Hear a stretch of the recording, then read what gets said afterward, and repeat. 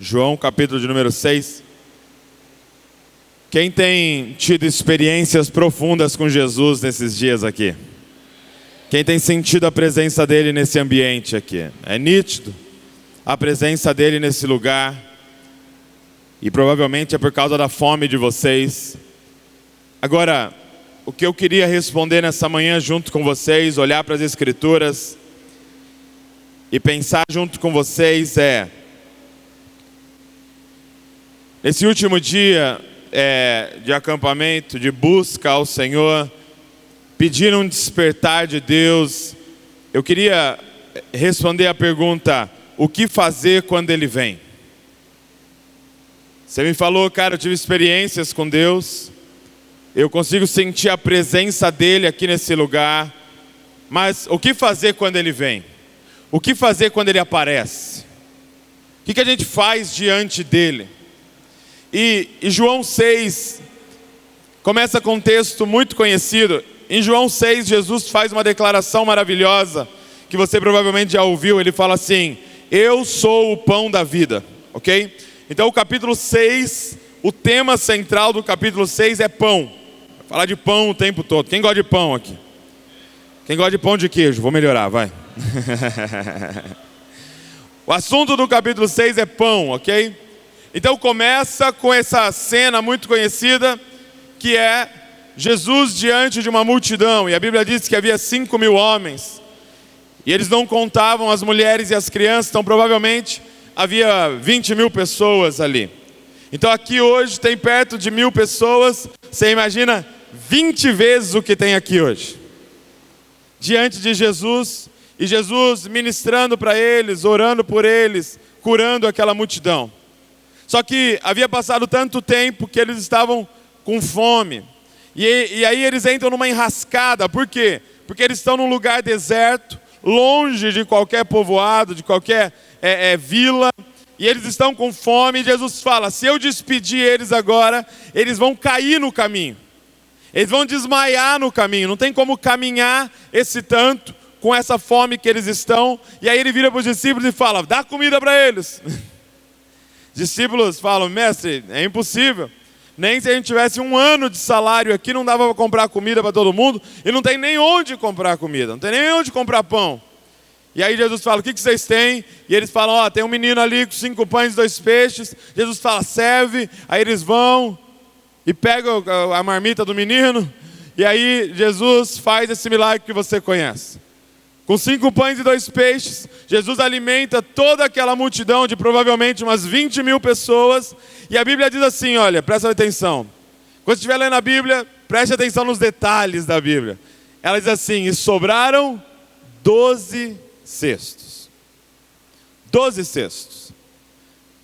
Eu quero que você agora, junto comigo, entre na cabeça das pessoas que estão nesse texto. Eu quero que você agora pense como um judeu, ok? Como um israelita aqui nesse contexto. Olha a cena, presta atenção. Lugar deserto, ok? Lugar deserto.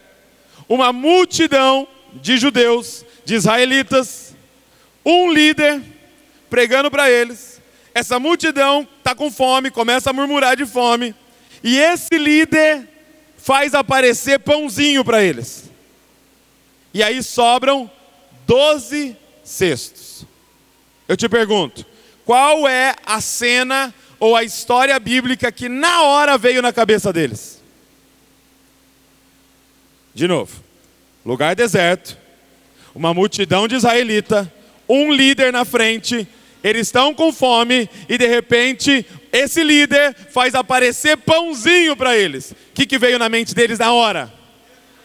Êxodo. Moisés.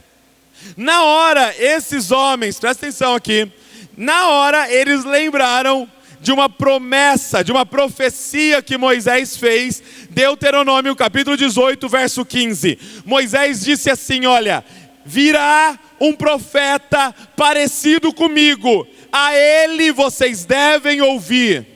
Era uma profecia messiânica.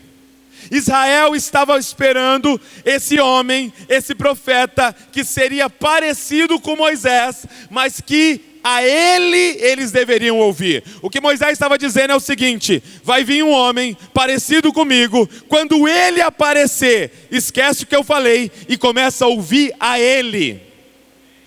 Por quê? Porque era o Cristo, era o Messias, era o libertador que havia chegado. Naquele dia, os caras sacaram: é o Cristo. Naquela hora, eles sacaram: é o Messias. Olha só, eles sacaram: nós estamos diante do escolhido de Deus. O Messias, o Cristo está na nossa frente. E a pergunta é essa: o que fazer quando ele aparece? Porque eu e você hoje aqui estamos experimentando da presença dele. Eu não sei se você já acostumou com isso. Eu não sei se já é uma informação comum para você, porque você está há muito tempo na igreja. Mas, mano, ele está aqui. Você tem noção do que é isso? Ele está aqui. A pergunta é: o que fazer quando ele vem? E aí é chocante o que essas pessoas fazem. Dá uma olhada comigo no verso de número 14, João 6,14.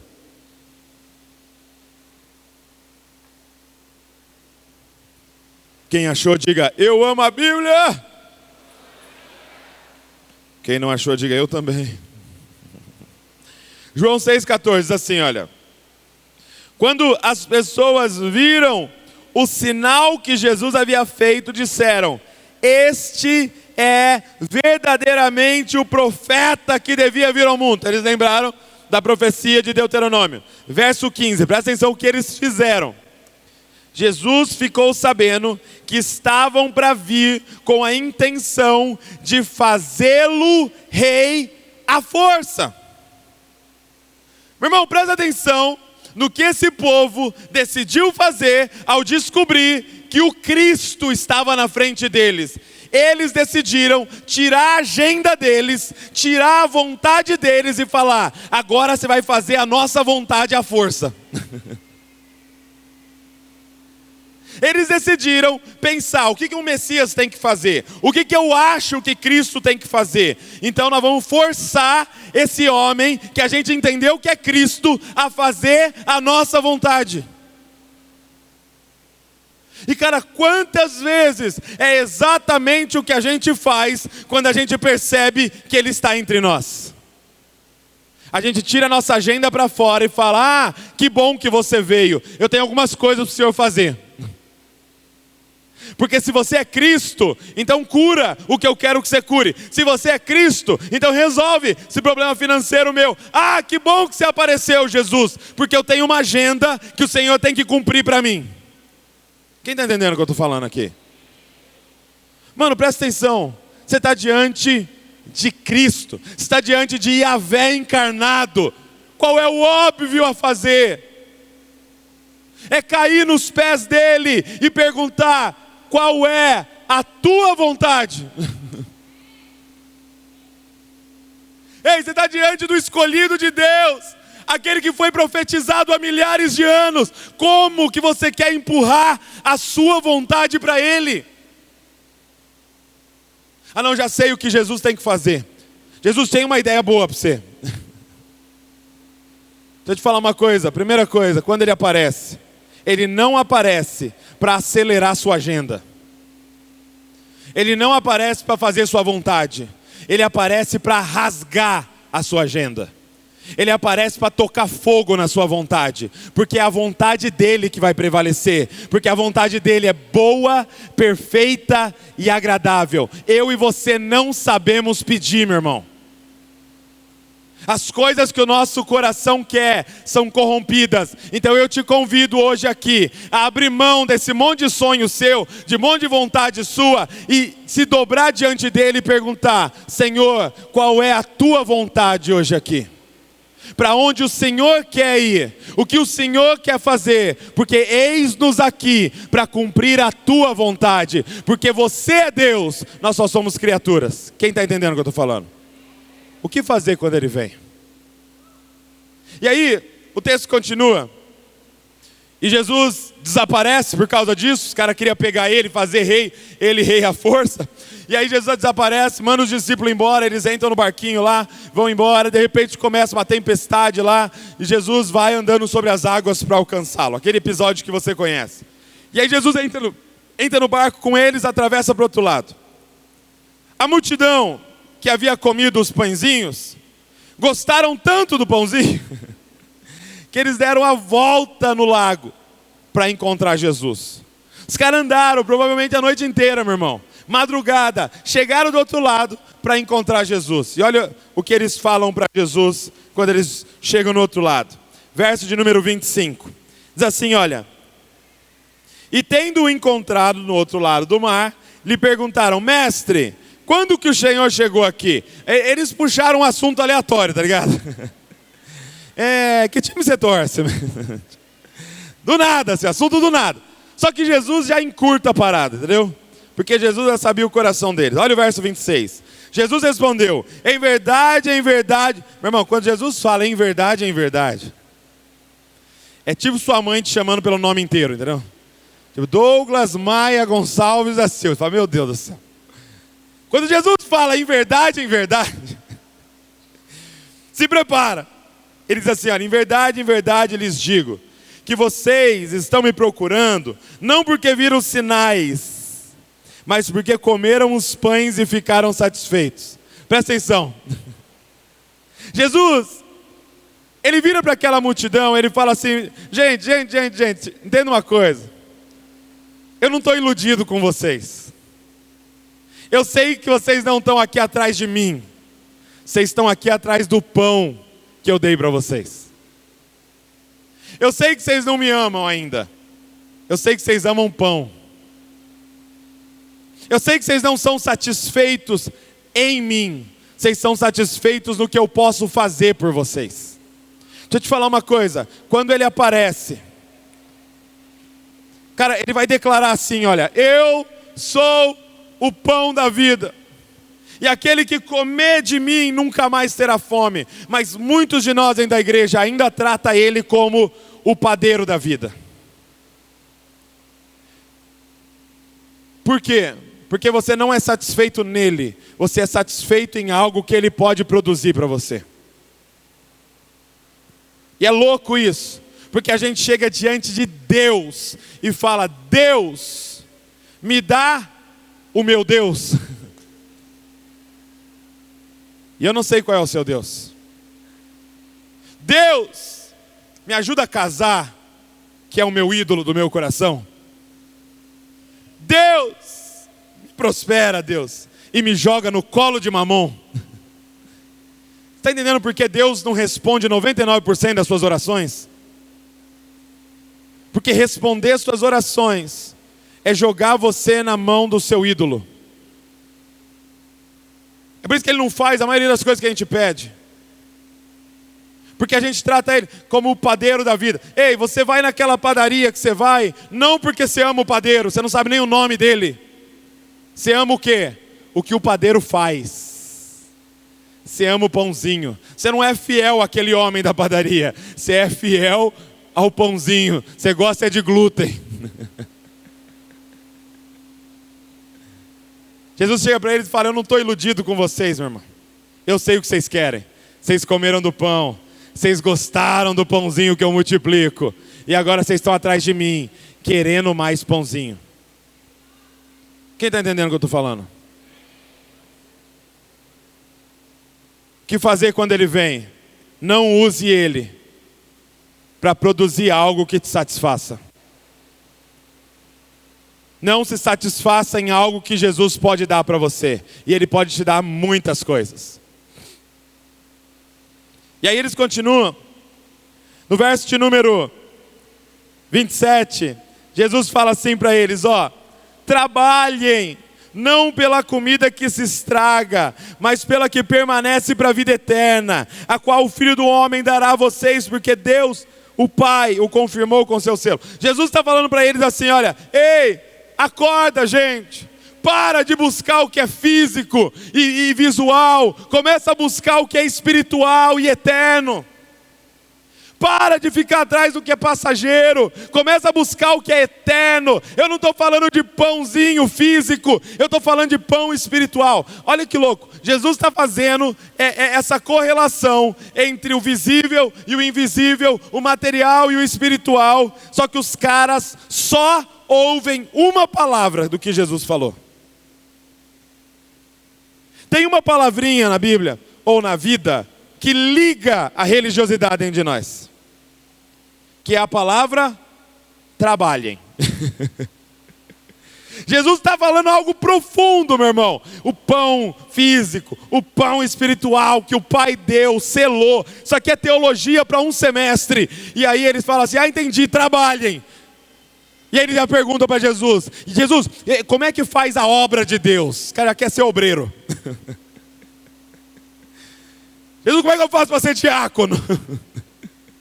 Jesus, como é que eu faço para ser cooperador? Jesus, o que eu tenho que fazer para conseguir esse negócio que você está falando aí? A religiosidade já liga na hora. Os caras já querem trocar, já querem comprar, já querem trabalhar, já querem fazer. Sabe por quê? Porque é muito mais fácil fazer coisas para Deus do que passar tempo com Deus. Porque é muito mais fácil o caminho da religiosidade. Porque é um caminho que não precisa de relacionamento. Ele fala, ei, o que nós temos que fazer?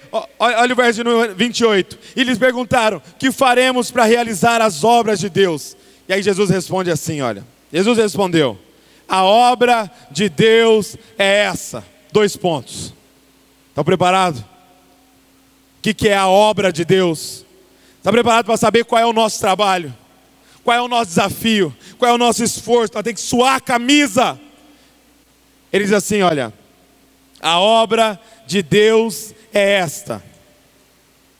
Que vocês creiam naquele que Ele enviou. Então olha o contexto. Jesus, como eu trabalho para conseguir esse pão? Jesus fala, o trabalho de vocês para conseguir esse pão é esse. Creiam naquele que Ele enviou. O trabalho de vocês é crer. E deixa eu falar uma coisa, é muito mais difícil do que dar dízimo. É muito mais difícil do que ir todo domingo, é muito mais difícil do que se voluntariar. Crer. Todo esse texto faz uma correlação com o Êxodo. E aquele episódio do maná. Você lembra em Êxodo quando o povo está andando no deserto, eles começam a ficar com fome, aí eles começam a reclamar, e aí Moisés clama ao Senhor, e o que desce do céu? O maná, chove um pãozinho, né? Vamos contextualizar, chove pão de queijo para eles. Eles acordam, está lá, um alimento para eles. Quem lembra o que eles fazem no primeiro dia? Quem lembra? Já pega mais. Primeiro dia, ele já pega mais para estocar. O que acontece com o maná? Estraga. Presta atenção no que o povo queria. Presta atenção no que o povo queria. Eles queriam o pãozinho que Deus tem para dar, mas não queriam confiar em Deus. É tipo, eu sei lá se você vem amanhã. Eu quero comer o que você tem para dar, mas eu não creio em você. Meu irmão, olha o que Jesus nos ensinou a orar. Pai nosso, que estás nos céus, santificado seja o teu nome, venha a nós o teu reino, seja feita a tua vontade, seja na terra como no céu, e o pão nosso de cada dia nos dai hoje. Sabe o que Jesus ensinou eu e você a orar? Senhor, me dá provisão só para hoje. Jesus, não me dá provisão para 2 dias, me dá provisão para 1 dia. Sabe por quê? Porque eu sei que amanhã você vem. Eu não preciso de estoque, sabe por quê? Porque eu sei o Pai nosso que eu tenho. Eu confio no meu Pai, eu creio no meu Pai, e eu vivo com uma base nessa crença, e não num estoque. Você tem coragem de orar isso? Você tem coragem de orar isso? Vamos até diminuir, vamos diminuir. Fala assim, Senhor, me dá recursos só para esse mês. Eu quero olhar assim na minha conta bancária e falar, dá só para esse mês. E não acordar ansioso. E não perder o sono. Por quê? Porque eu creio. Você crê? Cara, esse é o nosso trabalho. Quando eu vejo Jesus falando isso, o seu trabalho é crer, eu lembro de criança. Eu lembro dos meus filhos, a Luísa e o Davi. Como que eles conseguem pão, gente? Qual que é o trabalho de um filho, uma criança, para conseguir pão? Crer. Ele não tem como comprar, não tem como pegar o carro e ir lá, não tem dinheiro, não tem trabalho, não tem nada. O trabalho deles é crer. Crer que tem pai. Nunca a Luísa e o Davi, a Luísa tem 8 anos, o Davi tem 6 anos, nunca eles chegaram à noite e falaram: pai, posso pegar uns pães por embaixo da minha cama aqui, porque eu não sei se amanhã o Senhor vai aparecer. Não. Eles não sabem do estoque, eles não sabem quantos pães tem lá, eles não sabem que padaria que eu vou, eles não sabem se eu tenho uma vaca no fundo de casa que dá leite, eles não sabem nada. Eles sabem que eles gritam: mamá! E surge um leite do nada, com Nescau e morninho ainda. Porque eles têm pai. Na moral, você crê? Porque seu trabalho é só um: crer. Crer. A obra de Deus é essa: creia naquele que o pai enviou. E aí, na hora que ele diz isso, os caras já querem provas. Aí eles dizem assim, olha, verso 30. Então eles disseram: que sinal o Senhor fará para que vejamos e creiamos no Senhor? O que o Senhor pode fazer? Nossos pais comeram o pão do céu lá no deserto. Os caras já estavam tentando dar um jeito para conseguir pão, entendeu? Já que você quer que a gente creia, tal, vou te dar uma dica: nos dá pão que a gente vai crer. Prova para mim que você é Deus. Qual é o sinal que você vai fazer? Verso 32, Jesus lhes disse: em verdade lhes digo, que não foi Moisés quem deu o pão do céu para vocês. Quem lhes dá o verdadeiro pão do céu é meu Pai. Porque o pão de Deus é que desce do céu e dá vida ao mundo. Então lhes disseram: Senhor, dê-nos sempre desse pão. Presta atenção, eles ainda estavam achando que era um o quê? Eles ainda estavam achando que era uma coisa que eles precisavam ir atrás. Não, Jesus fala: não é um o que vocês precisam, é de um quem que vocês precisam. Não é nada que eu possa dar que vocês precisam, é de mim que vocês precisam. Vocês vão se alimentar de mim. E ele conclui dizendo assim: Jesus respondeu: eu sou o pão da vida. Quem vem a mim jamais terá fome, e quem crê em mim jamais terá sede. O que ele está dizendo é o seguinte, presta atenção. O que ele está dizendo é: cara, vocês comeram o pão lá no deserto e vocês já estão com fome. Essa parada dura 3 horas na barriga de vocês. Essa parada é infinita. Eu não sei se você percebeu, mas você já entrou num monte de site pornográfico e não satisfez você. Não sei se você já percebeu, mas você já se deitou com um monte de pessoas e tem um buraco dentro de você. Você já percebeu, mas você já subiu na sua carreira e você continua miserável na sua alma. Não sei se já percebeu, mas você achou que ia resolver casando, mas não resolveu. Você continua sentindo uma solidão profunda dentro de você. Por quê? Porque esses pãezinhos duram 3 horas na barriga, meu irmão. Ele está dizendo: quando que você vai parar de buscar isso e vai buscar aquilo que vai satisfazer a sua alma? Você não vai mais ter fome. Você não vai mais ter sede. Ao contrário, de dentro de você vai fluir um rio de água viva. Você vai se tornar uma fonte para outras pessoas beberem. Ele está dizendo: eu sou o pão da vida. Agora, vamos ficar prático aqui agora. Como é que come esse pão? Porque se eu estou lá, eu já pergunto: beleza, Jesus, entendi. Como é que come? Dá seu braço aí que eu vou morder você. Como é que come esse pão? É claro que é uma ilustração. Comer para Jesus, o versículo responde, diz assim, olha: quem vem a mim jamais terá fome, quem crê em mim jamais terá sede. Comer é uma ilustração para crer, como eu disse para vocês. Ele está dizendo: o que é comer do pão da vida? É crer no pão da vida. Agora, na moral, nós estamos num momento da nossa nação que a gente está fazendo uma mega confusão com essa parada de crer. Porque a pergunta é, crer é suficiente? Sim. Nós somos salvos pela graça mediante a fé. Então o que você precisa? Crer. Agora, o que é crer? É a pergunta. Porque imagina que você vai lá na padaria e você compra um pãozinho. Você traz esse pãozinho para casa, põe em cima da mesa assim, ó. Tá aqui. Porque a gente está achando que crer é acreditar. É somente acreditar. Aí eu te falo assim, você acredita que esse pão pode matar a sua fome? Acredito. Aí você põe ele em cima da mesa, você fica olhando para ele e falando, olha, eu acredito. Eu acredito que você é poderoso para matar minha fome. Eu acredito que você pode acabar com esse negócio dentro de mim aqui que está doendo. Eu acredito. Mata a sua fome? Hã? Não.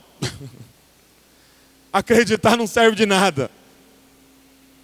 O que mata a sua fome? É se você acreditar, pegar e comer. Olha como o Tiago coloca. A fé sem obras é morta. Não existe fé se você não pega e come. A fé sem obras não existe. Porque o que é crer é um acreditar junto com um agir em cima daquilo que você acredita. Porque ele diz, até os demônios acreditam. Mas eles não creem. Porque eles não têm uma vida alinhada ao que eles acreditam. Talvez a melhor palavra aqui para crer, gente, seria confiar. O que é comer do pão da vida? É confiar nele. Confiar. Imagina o seguinte.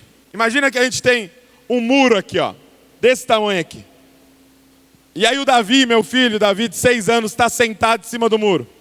Aí eu falo assim, Davi, você acredita que o pai é forte para te segurar? Aí o Davi olha lá de cima e fala, acredito, pai. Aí eu falo, então pula. Aí ele fala, não. Mas você acredita? Acredito. Eu canto que o Senhor é forte. Eu estou até no ministério de louvor. Eu compus uma música falando quão forte tu és. Então pula. Não. Ele crê? Hã? Ele crê? Não. Entenda uma coisa, nessa manhã, o pai está aqui embaixo, ó, de braços abertos, dizendo, filhão, pula. Pula que eu te seguro. Pula que eu sou a rocha eterna. Pula que o meu braço é forte. Pula que você vai ter vida. Ei, filhão, sabe esse trabalho ilegal que você está sentado em cima? Que você está tendo que quebrar as leis para fazer esse trabalho? Ei, pede as contas. Pode pular que eu te sustento. Filhão, sabe esse muro da homossexualidade? Que você acha que se você pular, você nunca mais vai ser feliz? Pode pular. Prazer está em mim. Pode pular, vem. Ei, sabe esse muro da imoralidade sexual? Ei, sabe esse namoro que você está sentado aí? Que você acha que se você abandonar esse namoro, você não vai ficar sozinho para sempre? Pula, porque eu sou companhia suficiente para você. Ei, você crê? Você confia nele? Cara, não vem falar para mim que você crê se você não pula. Não vem falar para mim que você tem fé, que você crê em Cristo Jesus, se você não pula, porque crer é pular. Crer é ir para os braços dele e falar, eu confio que o Senhor é capaz de me sustentar. O que o Espírito está dizendo para você, é esse muro que você está de pé, meu irmão, vai cair. Entenda uma coisa, ele não está mandando você pular porque ele é um estraga prazer, porque tá tendo prazer, vou estragar, não, é porque esse muro vai cair, tudo que você está vendo vai ser abalado, só uma coisa vai permanecer, ele, e quem estiver nele, pula meu irmão, Pula dessa mentira que você está vivendo. Ah, mas todo mundo vai acabar meu ministério, vai acabar. Não é ministério que te sustenta, é o braço dele que te sustenta. Pula nele. Pula. Ele te segura. Agora, por que muitos não comem, gente? Por que aqui dentro, 5 dias aqui dentro, tem gente que não vai comer? Eu vejo 2 motivos nesse texto. Primeiro, verso de número 42. E diziam: esse não é Jesus, o filho de José? Por acaso não conhecemos o pai dele, a mãe dele? Como é que agora ele diz: desci do céu? Primeiro motivo porque muitos não comem, sabe qual é? Familiaridade. Sabe, ontem eu participei de uma celebração. O pessoal do louvor estava tocando, e aí a galera veio para frente, aqui como vocês. E aí tinha os meninos assim, os caras aqui ó, falando: Jesus, tu és o rei, tu és maravilhoso. Os meninos aqui na frente, tirando selfie. A gente acostumou. Sabe o que você não come? Familiaridade. Eles olhavam para Jesus e falavam: ah, esse é o filho do Zé. O pai dele fez os negócios lá em casa, lá, o pai dele é carpinteiro. Eu conheço a irmã dele estudou comigo. Eles acostumaram com Jesus. Presta atenção, familiaridade gera incredulidade. Familiaridade destrói a fé. Intimidade gera fé. Mas familiaridade gera incredulidade. É quando se acostuma com o nome Jesus. É quando a gente sobe aqui, é quando a galera vai cantar e se acostumou com aquilo, virou banal para você. Aí você não come. Porque é muito comum. Familiaridade acontece quando a gente começa a se encher de informações sobre Jesus, mas não passa tempo com Ele. Posso abrir um parênteses aqui e falar de um grande perigo que a nossa juventude está vivendo? Tem um monte de gente fazendo teologia sem passar tempo com Jesus. Vai matar você. E eu não estou falando contra a teologia. Eu estou falando sobre ter um monte de informações sobre Deus e não ser íntimo dEle. Essa familiaridade vai banalizar Deus dentro de você. Porque Ele não é um objeto de estudo, Ele é uma pessoa para você ter um relacionamento. Para você passar tempo com Ele e crescer em intimidade. O que fez esses homens não comerem, estando diante do pão da vida, foi a familiaridade. Ah, mano, você não acostumou com isso. Deus nos livre de acostumar, cara. Sabe, tem um público aqui dentro que é o público como eu, que é o que mais corre perigo aqui, como eu e o pastor Tiago, filho de crente. Apesar disso ser uma bênção de um certo sentido, é um mega perigo em outro lado, porque é muito fácil acostumar. Eu estou há 31 anos indo na igreja. Eu estou há 31 anos chegando, tendo uma oração, período de louvor, palavra de oferta e ouvindo uma pregação. Cara, é muito fácil acostumar. É muito fácil virar banal. Mas que Deus reacenda a chama dentro de nós aqui. Que nunca vai ser comum.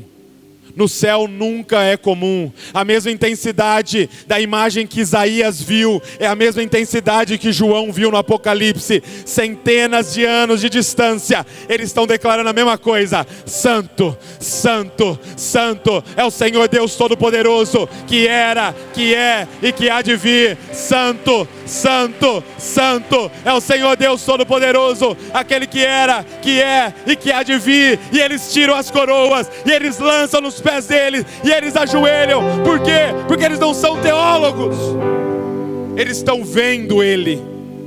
Ah, mano, Senhor, não nos deixe acostumar, Senhor. não nos deixe acostumar, Senhor, tem misericórdia de nós nesse lugar. Primeiro motivo que não comeram, cara, é porque eles eram familiar. E o segundo motivo porque muitos não comem, está no verso de número 54. Jesus diz assim para eles: quem come a minha carne e bebe o meu sangue tem a vida eterna, e o ressuscitarei no último dia, pois a minha carne é verdadeira comida e o meu sangue é a verdadeira bebida. Meu irmão, presta atenção, Jesus estava diante de uma multidão de judeus que liam Levíticos. Levíticos fala assim, Números também, Deuteronômio também: nunca, absolutamente nunca coma carne com sangue. Esse homem se levanta no meio da multidão de judeus e fala: ei, quer ter vida eterna? Come da minha carne e bebe do meu sangue. E aí você fala: ah não, mas era Santa Ceia, é pãozinho e suquinho. Ele não explicou. A multidão teve imagina, 2000 anos atrás, pensamento completamente linear. Eles pensaram: ele está mandando comer da carne dele, ele está mandando beber do sangue dele. Eles já imaginaram o canibalismo. Olha o que diz o verso de número 60. Muitos dos seus discípulos, tendo ouvido tais palavras, disseram: duro é esse discurso, quem pode suportá-lo? Deixa eu te falar porque muitos não comem. Porque esse pão é indigesto. Deixa eu te falar porque muitos não comem, porque esse pão é amargo no começo. Meu irmão, o evangelho começa te ofendendo para depois te atrair. Se não te ofende, não é evangelho. Porque ele revela as mazelas do nosso coração. Ele revela quão pecador nós somos e quão merecedores da ira de Deus nós somos. Esse pão é amargo. Duro é esse pão, duro é esse discurso, quem pode suportá-lo? E os discípulos dele abandonaram ele. Porque é amargo, meu irmão. Porque é indigesto. Chega, gente, de diminuir a mensagem. Chega de pôr açúcar no pão para ver se você come. Não, esse é o pão. Esse é o pão.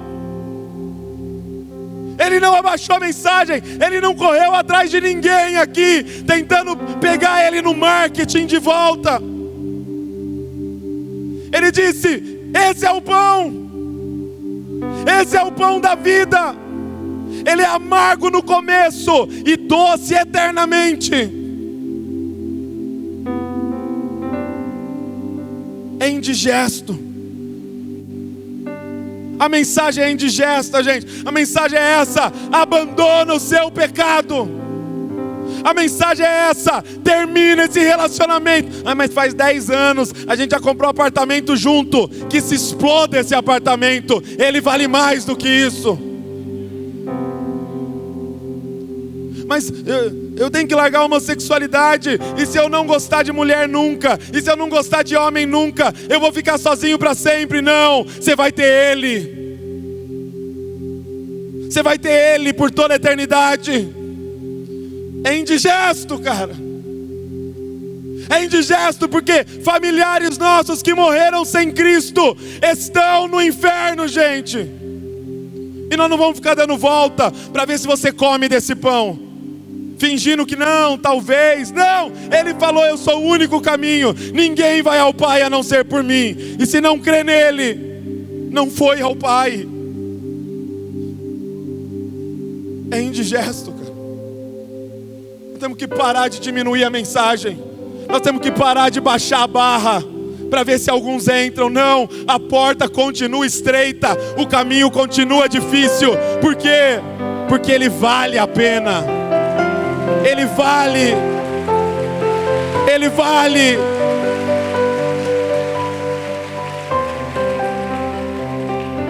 duro é esse discurso, quem pode suportá-lo? De repente Jesus vira para os discípulos e diz assim, verso 60, diante disso, muitos dos seus discípulos o abandonaram, já não andavam com ele. Então Jesus perguntou aos 12, será que vocês também não querem se retirar? Cara, essa é a pergunta do Espírito hoje aqui. Será que vocês também não querem se retirar? Entenda, Jesus não é carente, meu irmão.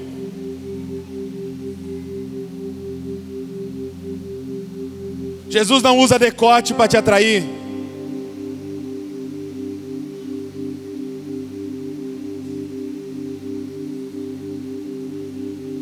Será que vocês também não querem se retirar?